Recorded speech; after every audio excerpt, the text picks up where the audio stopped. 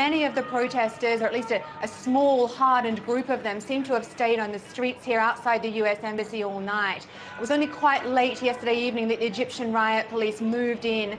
They began pushing protesters away from the walls of the US Embassy compound, using their shields, using batons. Then some of those protesters threw stones at the police. In response, the riot police opened fire with tear gas canisters and fired those into the crowd. For several hours, we saw essentially running street battles in this area surrounding the US Embassy here in Cairo. This morning, some of those protesters are still there, a hardened group, as I said. Although there are a lot of riot police on the street, they are perhaps expecting further demonstrations, larger crowds later on today.